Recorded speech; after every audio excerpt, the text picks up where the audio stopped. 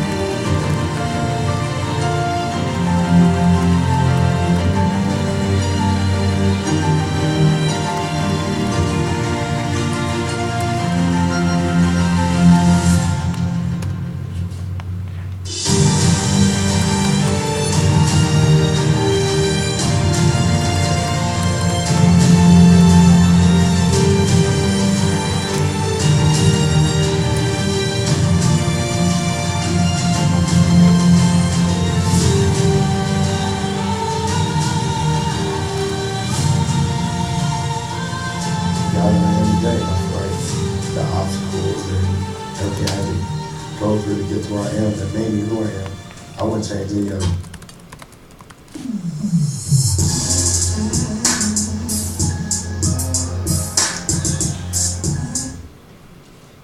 Okay. According to an article in the Daily Kansan, the number of homeless from 2013 to 2015 grew from 223 to 296 individuals.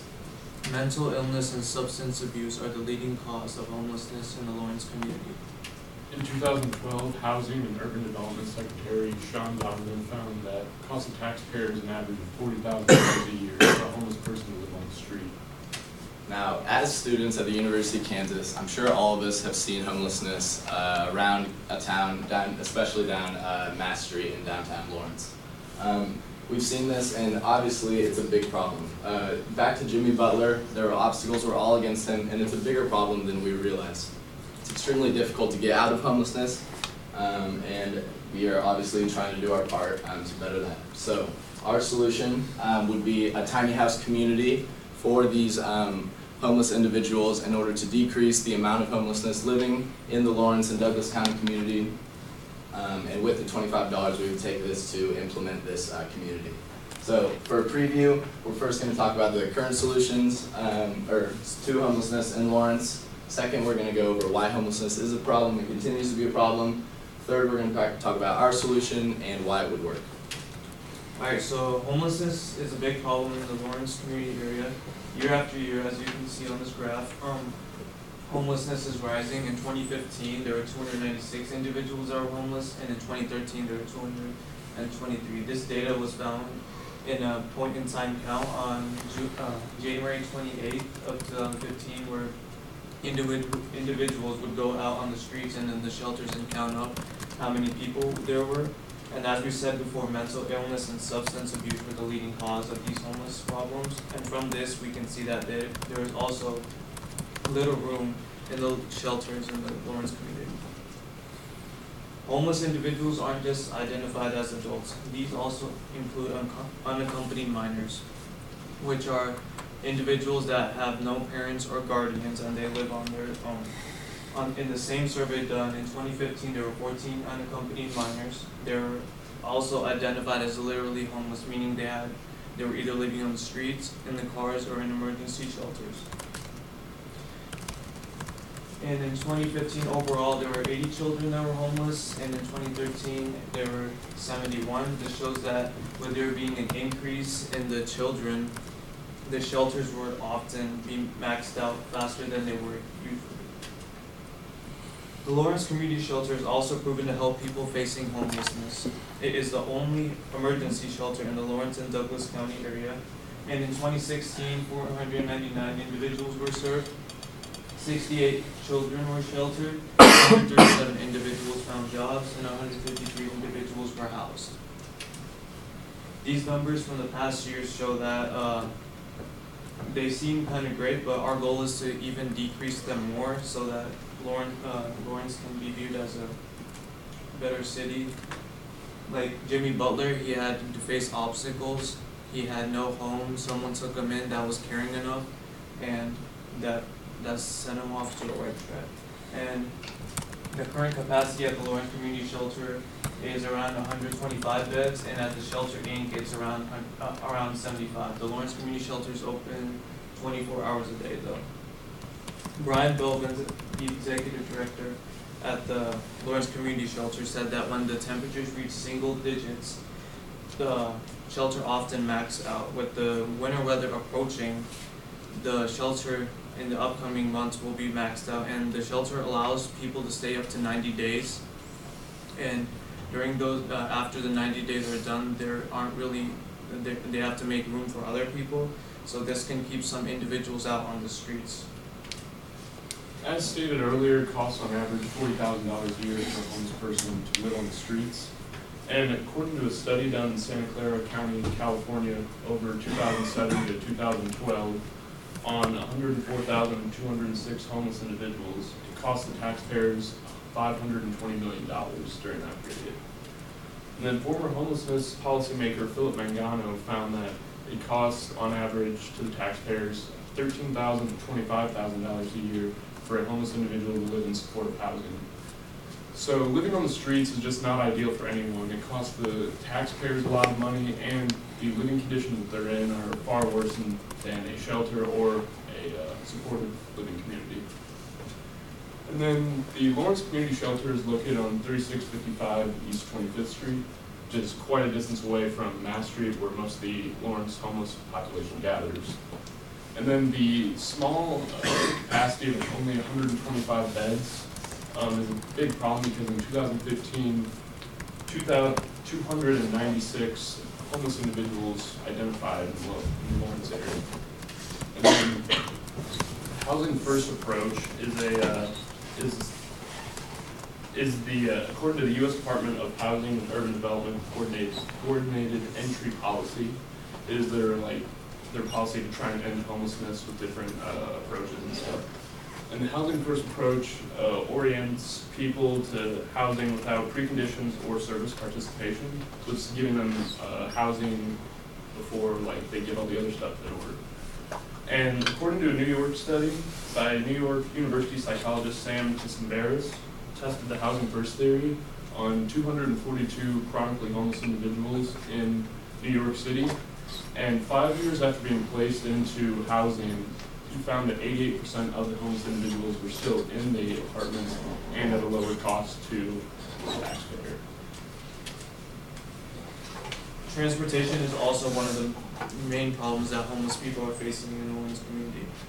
A team led by Bert Nash here in Lawrence, they help seek out homeless on the street, and one of the team members named Tucker helps the homeless with transportation while constantly driving around the Lawrence area looking for homeless.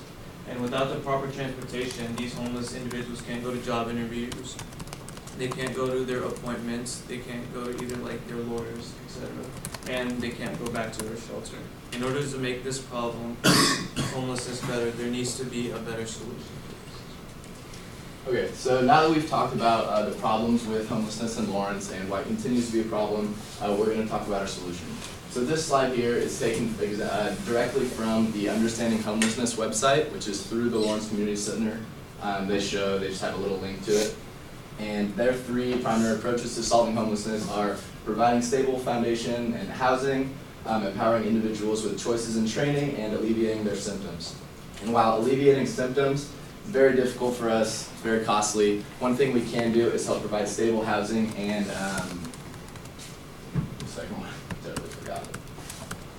individuals with choices and training to give them jobs and empower them with the ability to apply for jobs and create them resumes and stuff. So, our tiny house community, our solution would be a community of all of these small, one adult houses pretty much. And I don't know if you guys have seen on TV and stuff where they have these incredible tiny homes that people are making. It's like House Hunters thing, except they create their tiny homes, and they are extremely cheap homes for people who like to be outside more and not exactly invest a ton of money in their home. So our community would combine the goals of Lawrence Community Shelter to help individuals find jobs and stable housing, and this is a transitional community. And so people in this community would come after being homeless to try and help them get ready to apply for jobs, create cover letters for them, create resumes, and in turn get them jobs and help them to defeat homelessness pretty much. And so by doing this rather than normal shelter, it decreases the likelihood of violence and is a much more safe and friendly way and welcoming way for them to be in a community and get ready to go back into the real world. So in Los Angeles, California, they built 40 houses with a total cost of $100,000. They also included solar panels on top of every house, a way of using clean energy. They're currently building 20 new homes, and they actually raised all of their money through crowdfunding. Another example is in Nashville, Tennessee. They got their funding through GoFundMe. They raised $67,372, which actually surpassed their goal, and they're now able to build more houses. And then finally in Syracuse, they have a growing collection, and the reason why they work so well is because they found really, really good volunteers to constantly help them with everything that they have. And then they also got a lot of their supplies donated, which is super important for kind of saving that money and finding it somewhere else. All right, so now I'm going to talk about the finances and phases, how this breaks down and how we're actually going to execute this plan. So first off, we have to find a location. But before that, our first plan of action is to draft a code of conduct. That basically just shows the community that this will be a safe and habitable environment for homeless people in their transitional housing communities. So some common rules that I've found with a lot of different housing community or tiny house communities across the nation are no violence first off, no illegal substances or paraphernalia, and no stealing. And they have to be a productive contributor to the community. So second off, we have to choose location in a multiple family residential property district. And basically what that means is it can be multiple people living on one lot. Then next, we have to obtain a special use permit from the city of Lawrence. And I'll talk about that in a second. And then we have to create an application process for these homeless people, see if they're ready and engaged and ready to be in this housing community. So the RM districts, I got all this information in these maps from Sheila Stogsdill. She's the planning administrator in Lawrence. So basically, this is a zoning map for the whole city of Lawrence. I divided it into 4 quadrants: Iowa Street, 23rd Street. So we're looking for RM districts. So in the southwest quadrant, southwest of Iowa and Clinton Parkway, so you can see RMs all right here. It honestly depends about the cost of the land and closeness to grocery stores and other things. So as you can see, there's not many RM districts. In the southwest quadrant, northwest, there's a few more. Southwest, there's a few more. So I think right here, outside the map is the Lawrence Community Shelter. If we built our community close to there, we would also have support from them, and that would be better than maybe closer to Mass Street because the land would be more expensive. Then here's the northwest one, obviously a ton of RM districts, but we don't know currently if they are available or not. So construction, after we find a location, pay for it, and obtain the special use permit. Oh, totally forgot to talk about that. Okay, so the special use permit, It's required for Lawrence. So basically, you have to submit an application to the planning director about where your location is going to be and what your whole plan is. And then after you submit your application, the planning commission goes through a public hearing, and it's public, so anyone can come to the hearing and say why this community would work or not work. So we would go to the hearing and say, hey, we would show this PowerPoint and say, hey, this is a transitional community for tiny houses. This is how it's going to work. These are the finances. And then after that step, it would go to the city commission decision. And then after that, we'd have a permit. But we must obtain a building permit in 24 months after the effective date. So after we get the special use permit, we would have to get a building permit 2 years after that. So construction. So once we get a location, get the special use permit, we got the construction, so we have to decide on the floor plan, gather building materials, and then we're going to look at on-site versus off-site construction, and then we're going to decide the monthly rent based on how much the land costs for the, how much Lawrence says the land costs. So floor plan, the cheapest floor plan I could find from other examples of tiny house communities was in Madison, Wisconsin, Occupy Madison Village. So it's a 99 square foot floor plan, $5,000 estimated cost for each tiny home. Comes with a propane heater, composting toilet, and then I'll show you some blueprints here. So the stewards can pick the colors. This is on a mobile home, it's on wheels.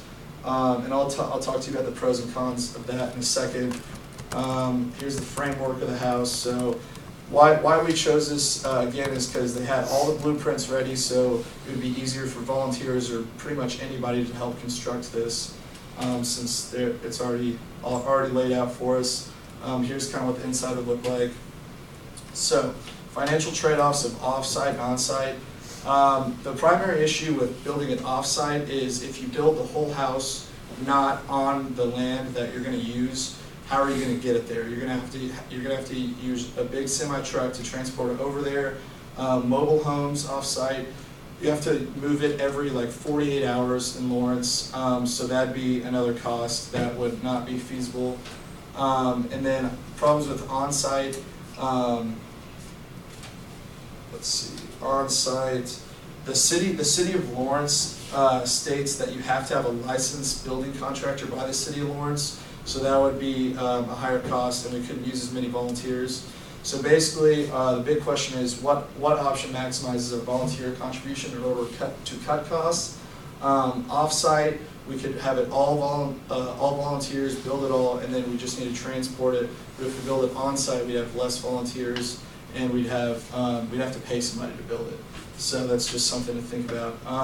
So after we build the let's say about 4 houses, and then the fifth $5,000 chunk would be a common area.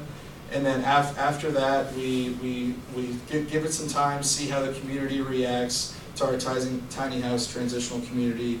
And then we're gonna look at some additional construction. Obviously, we're gonna need more money. We could go through GoFundMe, crowdfunding, get a grant, apply for a 501c status, C3 status. So we're gonna basically add to the community as needed. We're going to assess the needs of the community members, maybe add a kitchen, common bathing area. It really just depends on what our stewards want in our community.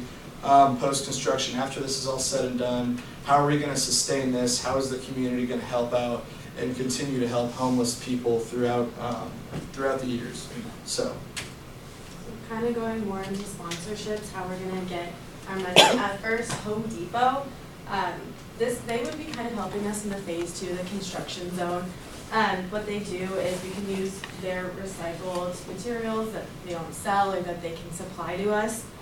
They've actually transformed 34,500 homes for veterans across the country, and they put in a ton of effort with the Hurricane Harvey, Irma, and Maria that happened. So that just shows their willingness to help, how much they can help us, and kind of all the things that they can do for us. Of course, the University of Kansas can help us. They can do help with raising awareness / getting donations. We can go on West Coast Beach. This could kind of be during the phase 1 time when we have that waiting around time. just kind of getting what we want to do out there to the community, finding those volunteers, finding other people that want to help us. Westar Energy is so they can supply clean energy to us. When they started in 1990, they have currently raised over $20 million for different organizations. And they're currently helping with the current Lawrence Community Shelter, so they would definitely be willing to help us as well. United Way, this would be more towards the phase 4 and just kind of helping once people start moving in. We want to help them grow as people, grow so that they can get jobs, get off the streets eventually, so that we can have more people moving in and help as the most people that we possibly can. So they have literacy programs, care support systems, crisis relief, and emergency counseling services, Boys and Girls Club. They help schooling for the young. Salvation Army, they can help donate money, they can help donate goods, clothing, just kind of whatever we need.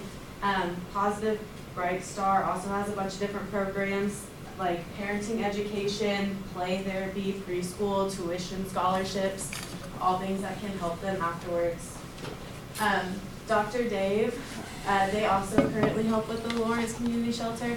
And their slogans, we work with people who own computers, not computers. So basically they can help teach, especially parents that don't really know how to use technology, a better way to do that, and can help them with a lot of jobs that are needed today. And then Burton Nash is a nonprofit that helps with mental health in the community and then can help with us as well. Some ways to find some volunteers. So we have the University of Kansas Hellenic Association. And what we could do is we could pair to 1 to 2 different Greek houses specifically. That means they would be helping us with volunteers every week. We could request how many hours we needed, tell them what we needed each week from who, how much of that. Currently, my sorority, Sigma Kappa, is partnered with Bransonwood, and they request about 30 to 40 hours worth of volunteer hours from us specifically every week, and they tell us what to do, where to go, and who we can help. So basically, we could do that same thing. That way we would have volunteers year-round, plenty of them willing and wanting to help us. The University of Kansas, they put on the big event, if you've heard of that. They do that yearly. We could do this every single year. They could help us with construction planning, they could help us with landscaping, kind of just whatever we need at that moment. We can get a ton of volunteers for that. And then AmeriCorps, their mission is to help communities and people out of poverty. They pretty much help anyone and everyone that they can. They deal with a lot of homelessness, and they're actually have a lot of experience of building homes, so they would be able to help us. And like we have the blueprints already, they would be able to do that easily and help us build a lot of houses. Okay, so interview, homelessness is, like I said, a growing problem in the Lawrence community, and many of us have obviously dealt with this, and we've seen it, maybe not in Lawrence, but in other places. And it's honestly, you see it, and it's nothing you like to see, it's something that you want to see be solved. And so, although efforts have been made, a community, transitional community with tiny home and partnered with the Lawrence Community Center would be the most fitting solution. Creating this tiny home community with $25,000 and other donations would help these homeless individuals to get back on the right track, to find jobs and in turn find housing. Tiny house community would be much more welcoming and friendly, more safe, less violent than regular shelters in the community, and homelessness problem all over the nation, and giving back just in our local community is one way to make a big difference to the problem. And then finally, maybe if we have this tiny house community, maybe we'll find another Jimmy Butler from Lawrence. And that is it.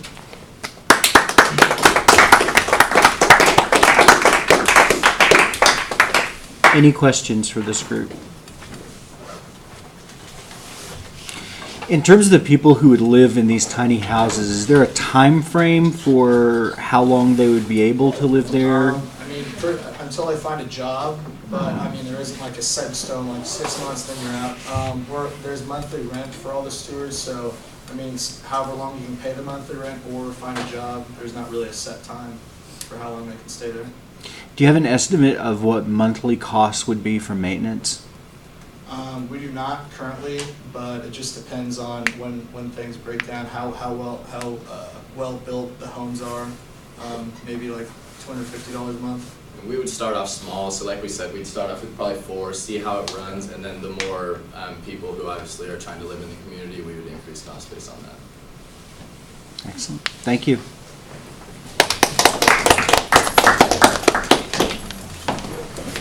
All right, of the two groups who